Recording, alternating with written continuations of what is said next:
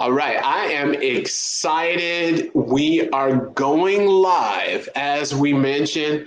My name's Mfon Akpan, the professor. I am a professor here with some powerful minds. I have to say, some powerful minds, some great minds, not only in the crypto space, in the business space. None other than the man himself. Underdog Crypto is here. We also have a CEO of Mfon DeFi, Mr. Gael Gadah, and he is the center of this discussion. So if you could just introduce yourself, your company, and just give us really your overview. Thanks a lot, Professor, and thanks a lot, Underdog. Very happy to be here today. Yes, of course, I am Gael Gadah, the founder of Mfon. What is Mfon? Mfon is a DeFi bank coming up. What does that mean? That means a digital bank that allows people and businesses to save together, give loans and even credit cards to one another, and invest in one another. That is what Mfon is, and that is what DeFi banking is. We are very happy to bring DeFi banking to everyone and anyone, be it for people who are seeking credit or for people who want to build wealth by investing in other people who need financing. So, in short, that is what DeFi banking is, and that's what Mfon is. Thank you. Yes, and what? Well, you know what? Let me go to Underdog. If you want to throw in a question before let's. And we've got Black Roo. Welcome, Black Roo. My apologies. No worries. Yeah. No questions from me, Professor. Okay, Black Roo, you just came in. We've got CEO Gael Gadah. Do you have any questions? No, I'm going to hang back. I want to see. I would like to hear what. I like to hear where we go first. I saw you guys' interview. You and the professor Gael. It was really nice. So yeah, I'm just waiting to hear more before I ask any questions. Okay, no worries. He is a CEO, and like all CEOs, their time is money, and he's going to have to leave our live stream soon. But I just want to ask you this, Gael. What motivated you to start Mfon Inc.? You could have, worked with many different businesses, went into different spaces. Why this space? Why this business? Why this space? Why this business? I think the best way to go about this question would be to tell the whole story of Mfon, actually. And it is Mfon. So how do we actually start this? We started this as a credit union to solve one simple issue, which is many people were trying to access credit, get loans from the traditional bank, but they couldn't secure any. So we said, you know what, we will build our own credit union and have better terms for our people and have better terms for anyone who happens to be our customer. That's how it started. But now from the credit union process, we moved finally to a commercial banking process. From that commercial banking process, we moved finally to a digital banking process. And at that time, they were so clear that even if we started a bank or a credit union, whatever it is, it was not going to solve the main problem of people, which is they just won't have access to credit. And if you start a bank, you will still check their credit score before giving them a loan. And if they don't have the best one, you probably won't be able to give them that loan. It's all about regulatory issues. If you were to do that, you get into trouble with the regulators. And so that at that time, we finally decided to really dive into a long series of interviews and focus groups to really understand the pain point of people and to understand how people are going about it now that they can get access to credit in the banking system. turns out most people who cannot get a loan at the bank, they still have the ability, or they still get loans from their friends and families. Turns out many businesses who cannot secure a loan at a bank still go to their suppliers and get their items on credit. And so we said, if that's the way people are already using to get loans, all we need to do is to make it work better for them. The solution is already working for them, but we can make it work better for them. That's where this whole concept of DeFi, in our case, started. We said, well, we will still create our bank, but the differentiation of our digital bank will be we allow people to do whatever they are already doing that's working for them, which is give loans to one another, which is invest in one another, but do it with a better technology, but do it in the heaven of the financial or the banking industry, and the regulatory heaven of the banking industry. And so that's how we came about this whole concept. Started as a credit union, and finally what we are calling now DeFi banking, again, which is a digital bank that allows people and businesses to save together, give loans, and even credit cards to one another, and of course, invest in one another. So that's the whole story that we went through since 2019, actually. Go ahead, Black Roof. All right, Gael, one thing that I was really excited about is, or possibly to ask you a question about, is that there are a lot of NFTs out here that possibly can be used as collateral for like loans. And when I hear about Maoni, I hear like there's like a huge opportunity there if that's something you guys wanted to look into, because I know there are personally there's other things out here other than Bored Apes, other than CryptoPunks, that actually have a floor value that might be really cool to offer collateral on. Do you guys see yourselves as like some doing that in the future? Yes, so that's a very good question. And thanks for mentioning that, actually. So this is how we are thinking about our model. Using digital assets as a collateral is a main piece of our model. Because that's the main issue with friends and family loans, right? There's no way to secure those loans. If the person doesn't pay you back, the money is gone. So in our model, we are allowing people and businesses to pledge any digital asset they have as collateral, be it a stock, a bond, a crypto, or an NFT, like you said. And it's going to be a very long process, and a very interesting one, because we are even going a little further than that. How? Not everybody has those digital assets that we are mentioning right now. Not everybody has them. Right. Most people have a car. Most people have a house. Or many people, probably not most, but many people have a house. Or most people have a physical asset of some high value.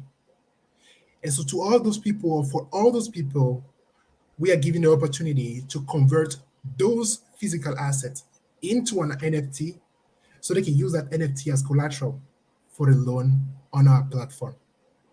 So that's how we are trying to push a little more forward this whole industry and NFT movement. That's a brilliant idea. One of the other things, if I may, one thing that I saw, I started researching some other platforms out there, and one thing I saw was that other platforms were having people use collateral, but they had them over collateralized. And to me, that seemed to be like a really cool thing to do, because you're more apt to pay back your loan if you're over collateralized, right? Like, I'm not giving up, that 30%. You know what I mean? If I'm over collateralized, so I got to pay that loan back. That's true. So does that seem like something that you guys are going to do?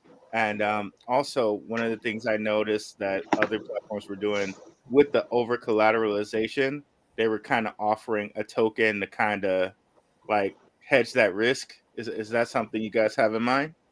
Yes, so that's a very good point as well. Our model, we are building it for it to be fully decentralized. That means we have no say in whatever agreement the lender and the borrower are having or are making. That means we are allowing the borrower and the lender to decide whatever collateral they want to use. If they want to require 200% collateral for a loan, we allow them to make that agreement, to decide on that among themselves.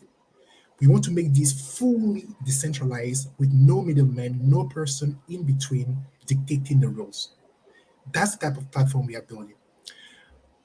However, it's always a good thing to suggest the terms.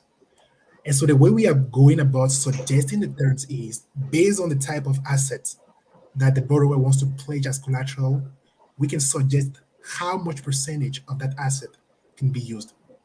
Let's say I'm getting a loan of 10,000 from you, and I want to use an NFT that's worth, I don't know, let's say 20,000, or let's say 10,000. Probably that NFT doesn't have a pretty stable value. So I will say, okay, no, for this, we will suggest that for that loan, we may require a higher percentage in terms of value for the NFT. Gotcha. Exactly. So we make those suggestions, but we don't enforce them. We allow the lender and the borrower to decide whatever they want to agree. Cool. So just so I just make sure I had that right. Yeah. So you'll just make a suggestion, like you'll make a suggestion that they're over collateralized, so that they can get the best out of the loan for both parties, but you won't enforce anything. Yes, we will not enforce anything on them. We just make a suggestion. Okay, cool. Yes. However, there's a small portion where we will enforce a few things. That comes when it comes to the interest on the loans. Like every state has a law whereby you can charge higher than this much interest. Yeah. And so depending on the state of the person, the lender cannot charge higher than that interest, depending on the law in that state. And so the platform is fully optimized for that. Other than those state laws that we have to abide by, we don't enforce anything. We allow people to really decide on how they want to conduct their banking experience among one another. Cool. I listened to. I know you have to go. I wanted to briefly check in. There's a lot of areas that probably would be a good idea to have a conversation about. Because the first thing comes to me is the wild west of lending. Right? We have a asset of loan, but as long as there's been people, there's always room for fraud. And there's always room for people to utilize that lack of regulation. And we see it in the crypto market all the time to exploit other people. So some of the questions, I know you can't answer today because I know that you have to go, but some of the questions that come to my mind is, as we have this lending process between two parties, how can we protect the interest of the borrower? Or how can we prohibit the person providing the loan, prohibit them from doing things such as a flash loan attack, which we don't have time for, or other methods of fraud that are always going to be associated with any type of monetary system. Even for trading apples and oranges, people always find a way to exploit those systems. So I do want to hear more from you about that, because I think that overall what you're saying, this is a concept that y'all put into motion. And this is a different experience. So for the viewers, they need to listen to this from a point of investment. As an investor, is this concept that they're providing in this company a type of lending experience that you want to have? Because everything has pluses, always has some downsides too. So I am interested at some time when you can come back with the professor. I would love to talk to you about those things, because that's the area that I think a lot of people, especially in accounting and other, is how can we protect our clients or ourselves from fraud in a system where there's very little regulation? Because the crypto market is a great example. A lot of fraud is happening because of these systems in place of the decentralized nature. Yeah. That's a very good point. And it's true that I have to leave in a few minutes. But I would definitely like to provide a few points of answers to your question. So our goal, and that's what we are striving for every day, is to build a safe banking system for both the lender and the borrower, for both of them. It is how we are going about it from the borrower side. We don't just wait for the borrower to default on the loan and automatically transfer whatever digital asset they had as collateral to the lender. First and foremost, we have various features to help the borrower reimburse their loans easily. That means I get a loan from you.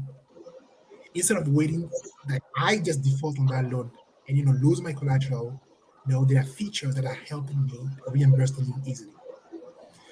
Second, in case the borrower default, the first thing we do is to collect that money from the borrower through a digital collection process and through a collection agency, just like banks do.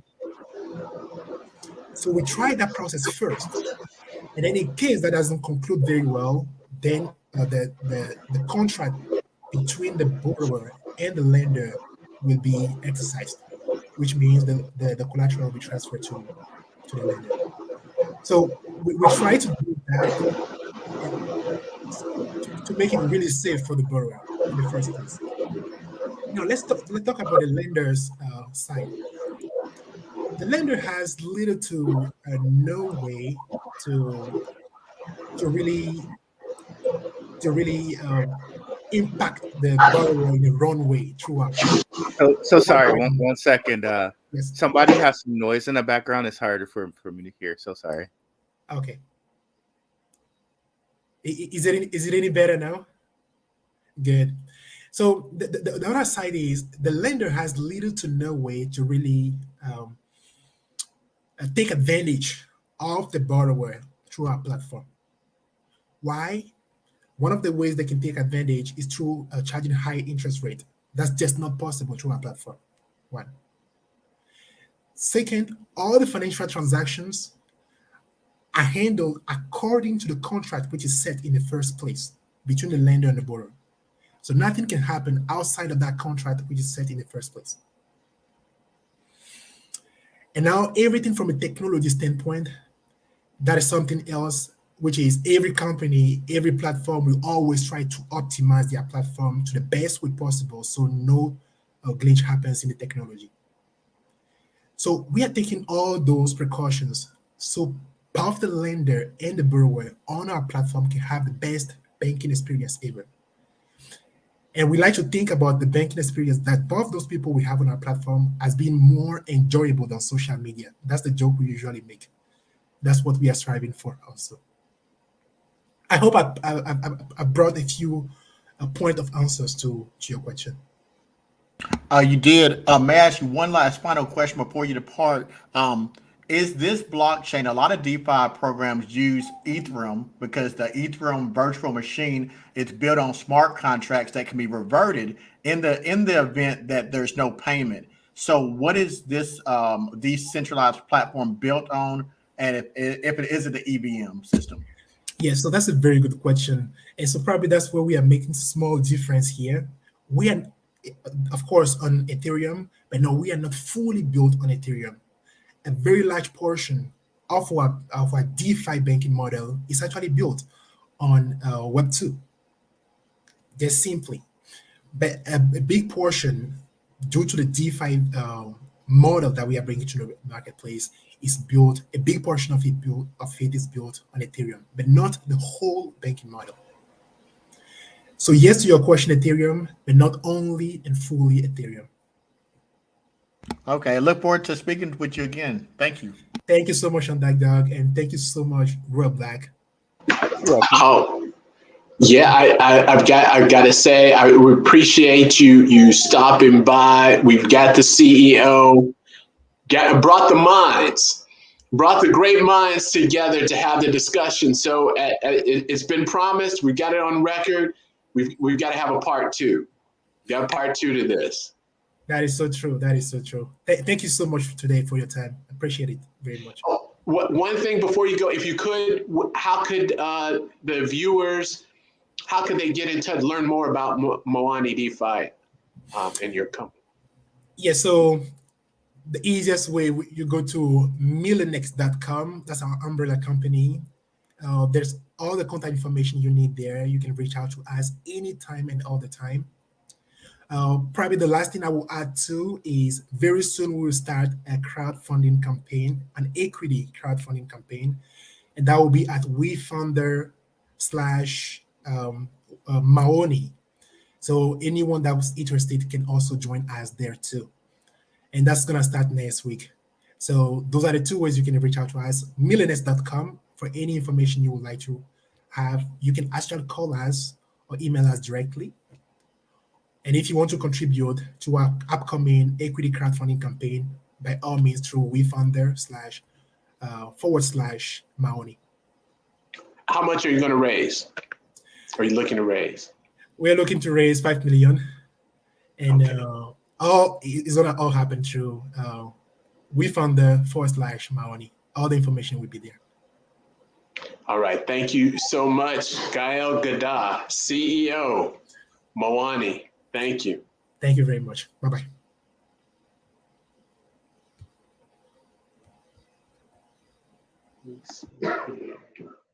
Awesome.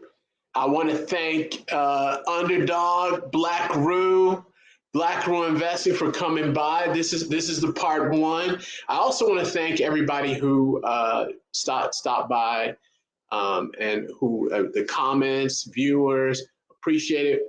As promised, we're going to have a part two. So this is exciting. So we have a CEO, they get pulled everywhere.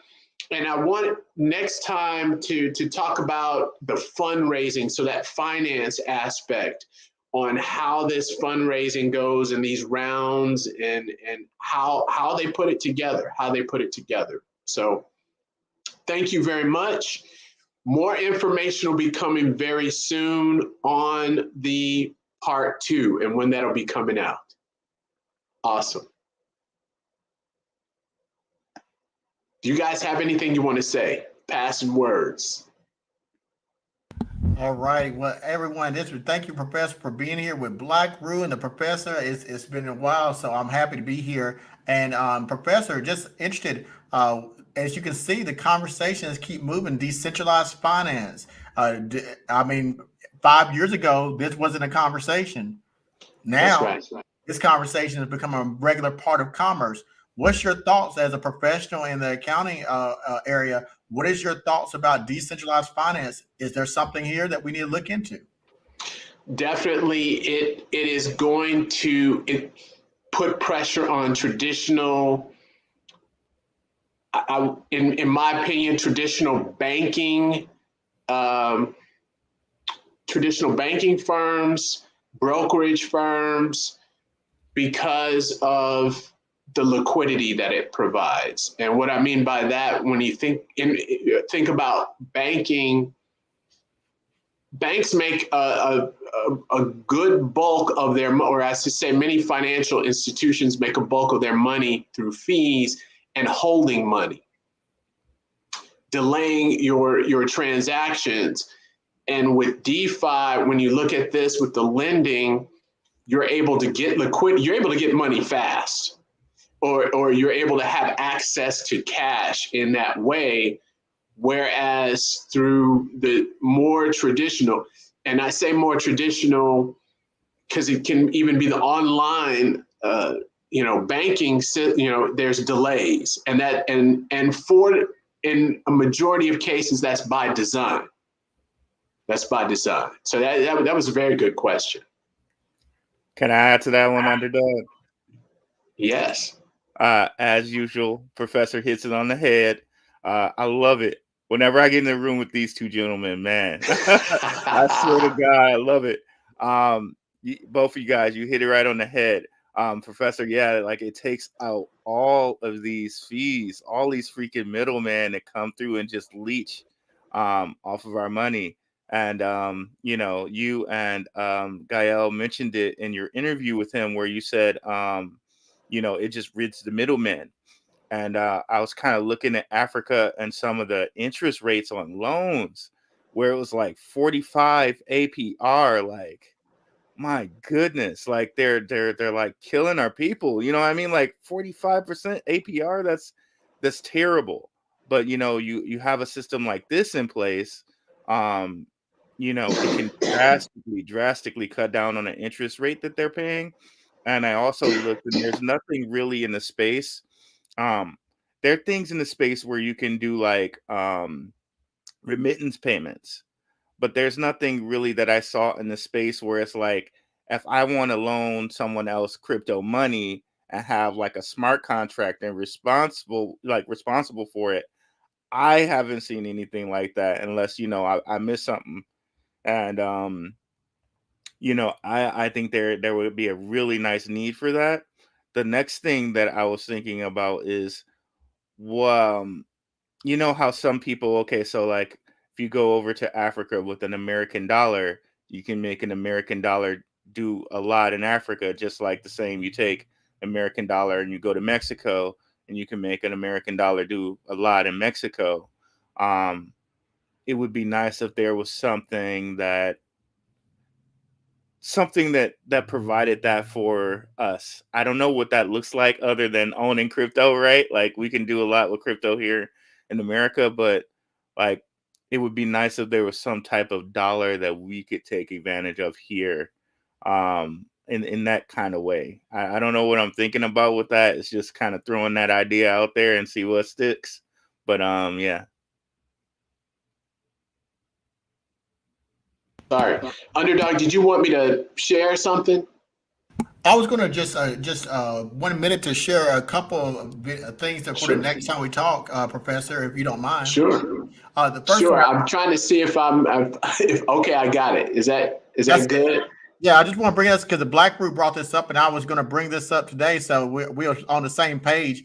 For those who aren't familiar with over-collateralized lending, I gave a brief synopsis here, and basically one of the questions where I'm going to bring up when we do talk to the guest again is when you have these decentralized loans, there is a method in which you can kind of secure the asset. If you're familiar with traditional banking, you might put your car up and you might get a loan for $5,000. Your car should have more value than the loan you get. That way, if you default in your loan, the bank will take that car in possession in order to pay it off and auction it off to pay for that loan. And anything that's not left, you have to owe. Well, this over collateralized lending, for those who are looking at decentralized finance, I want to make that make sense.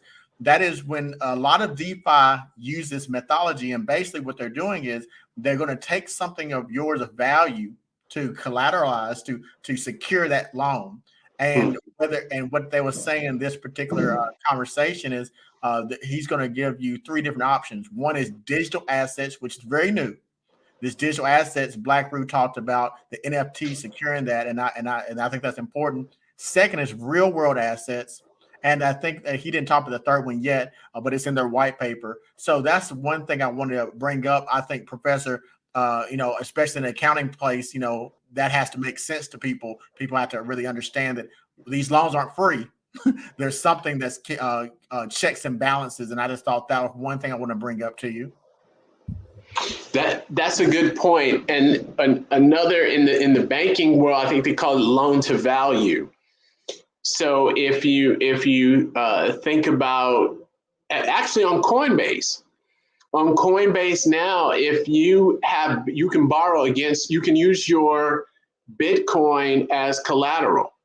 And I think you can I think it's a 40% loan to value. So meaning you can borrow up to 40% of the value of your Bitcoin. So then there's a 60% cushion, right? So if it goes down, there's a cushion there, but yeah, they'll hold 40% of it until you pay back the loan. So yeah, this is very interesting. It is.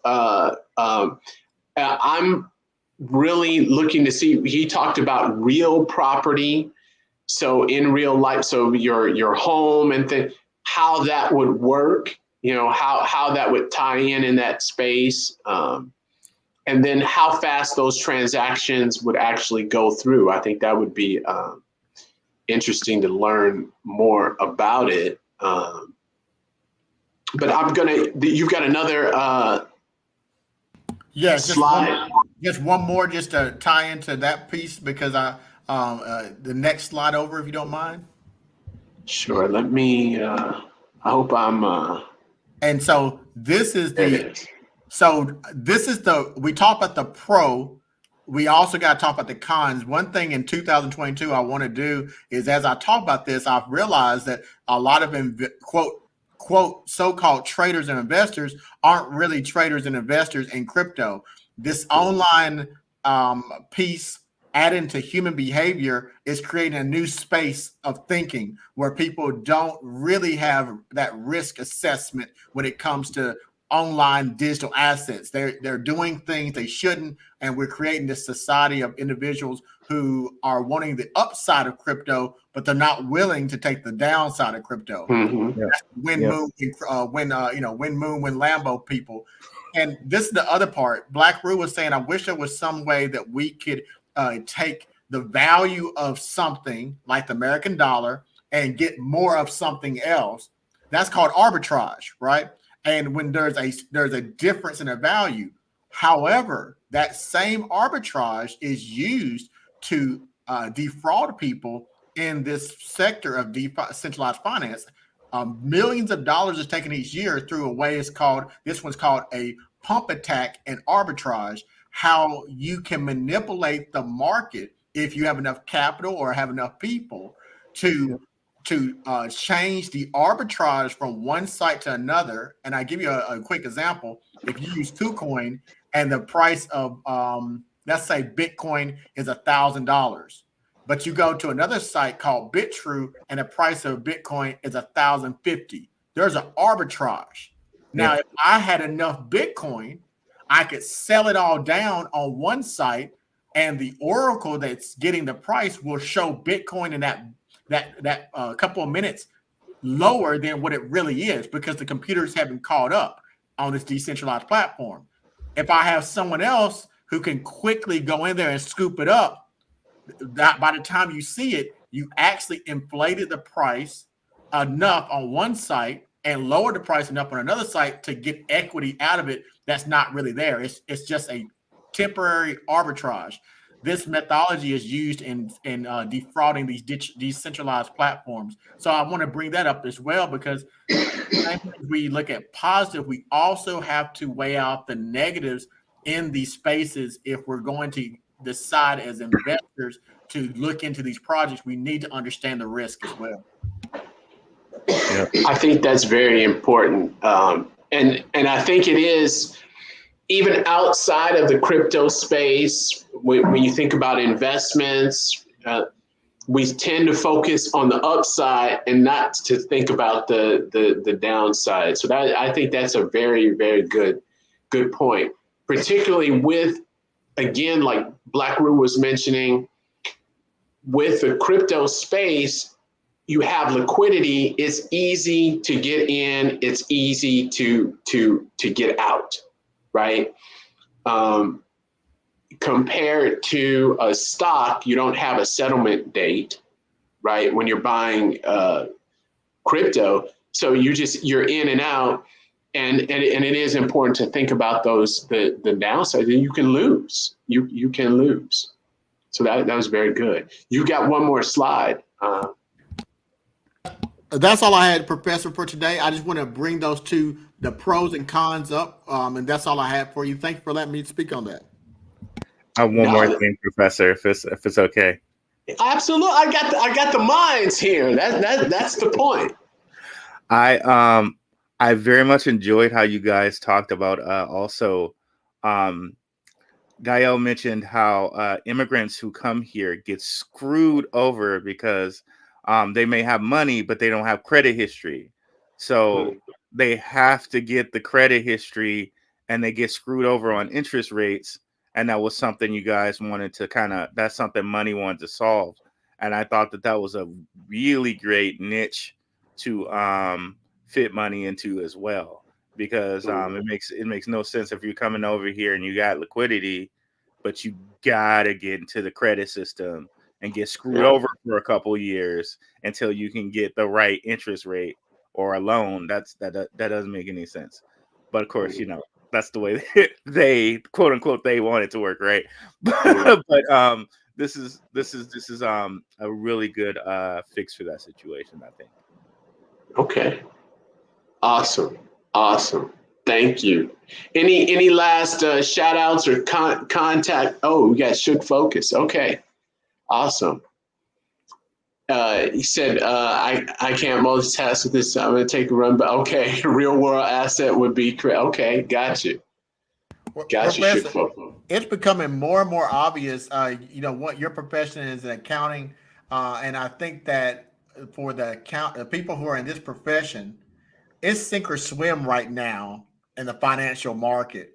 And if you don't have financial literacy or even start the process of surrounding yourself with anyone with a little bit of financial literacy, even if you're given monetary digital assets, you're going to lose them very quickly and you're not going to be able to hold on to it. So I think it's important for whoever's watching your platform, student, teachers, or those who are just here for whatever reason, what you're doing by being in this space, you should stay in it, because no matter how I can be as great as I want to be in technology, I can be great as I want to be and create software.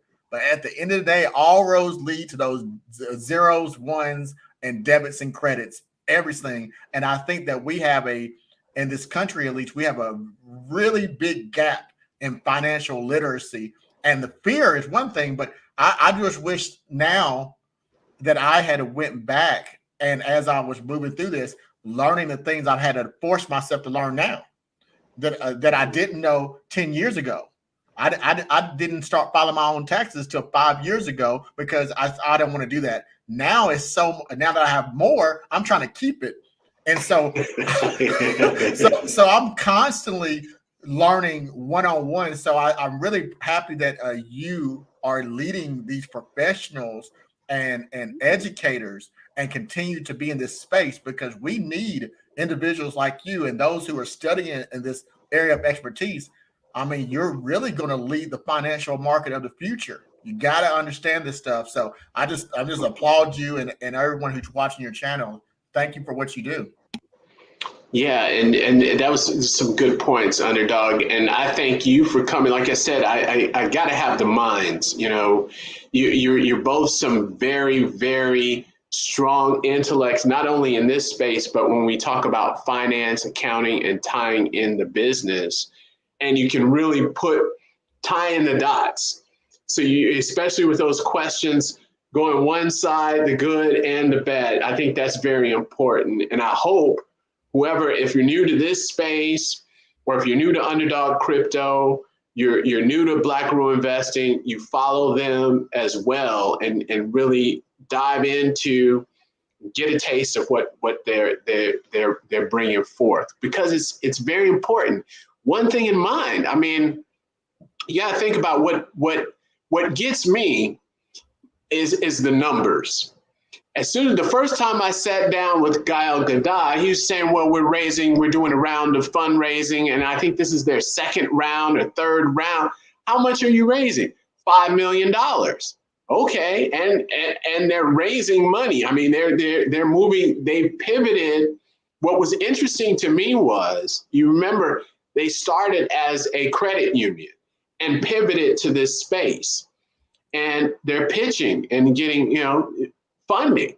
So there's something there. So that's what got me is those numbers, because I'm always wondering, where's this money coming from? Why are people investing? Why pivot from a credit union to DeFi, right? So, there's got to be something. There's something good there, and it's something good to know about, especially. So I think it's very important to have these conversations, understand what's going on. Great point about good and bad, pros and cons. So you need to understand that. And really, you gotta, it's like you're at the water. Maybe you don't know how to swim. Maybe you don't want to get in the water, but you gotta at least put your toe in the water. At least dip it in there, at least a little bit, because otherwise you're still gonna lose, right? Because if you don't understand anything, this stuff is moving around quickly. I mean, we were talking earlier about, we're talking about DeFi lending, 2 years, we weren't talking about this. This wasn't even in the mind frame.